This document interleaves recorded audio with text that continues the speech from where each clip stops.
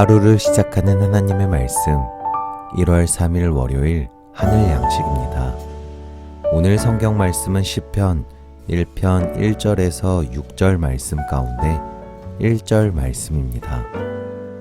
복 있는 사람은 악인들의 꾀를 따르지 아니하며 죄인들의 길에 서지 아니하며 오만한 자들의 자리에 앉지 아니하고. 아멘. 오늘 말씀은 복 있는 사람이라는 제목으로 하늘중앙교회 유영환 목사님께서 집필하여 주셨습니다. 시편 1편에는 기독교의 진수와 본질이 잘 녹아 있습니다. 시편 기자는 복을 받는 길을 우리에게 가르쳐 줍니다. 정말 복받은 사람은 어떤 사람일까요?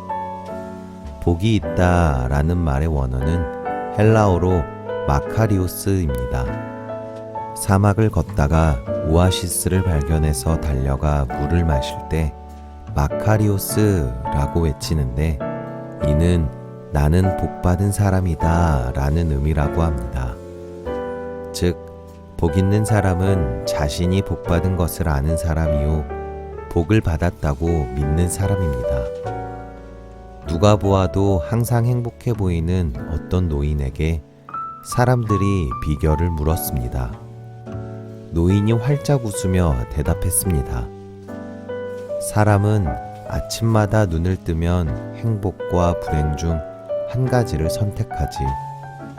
나는 늘 행복을 선택했을 뿐이야. 행복의 비결은 간단합니다. 행복은 쟁취하는 것이 아니라 누리는 것입니다. 시인은 복 있는 사람이 시냇가에 심은 나무와 같다고 노래합니다. 이스라엘은 사막이고 사막에는 시냇가가 없습니다. 시냇가의 원어를 보면 오아시스입니다. 오아시스는 빗물이 아니라 지하수입니다. 사막에는 물이 전혀 없지만 지하 가장 낮은 곳에서 흐르는 물이 역류하여 올라온 것이 바로 오아시스입니다. 이 오아시스 옆에 심긴 나무, 참으로 복받은 나무 아닙니까? 사막 같은 인생길을 걸어가면서 우리는 여러 갈증에 목말라하고 있습니다. 그래서 복 있는 사람은 오아시스에 심긴 나무와 같다고 말한 것입니다. 인생의 오아시스는 무엇일까요? 예수님은 목마른 삶을 살던 사마리아 여인과의 대화에서 내가 주는 물을 마시는 사람은 영원히 목마르지 아니할 것이다. 내가 주는 물은 그 사람 속에서 영생에 이르게 하는 샘물이 될 것이다 라고 하셨습니다. 또 이 말씀을 하시기 전 사마리아 여인이 물깃던 수가성 우물을 가리키며 이 물을 마시는 사람은 다시 목마를 것이다 라고 하셨습니다.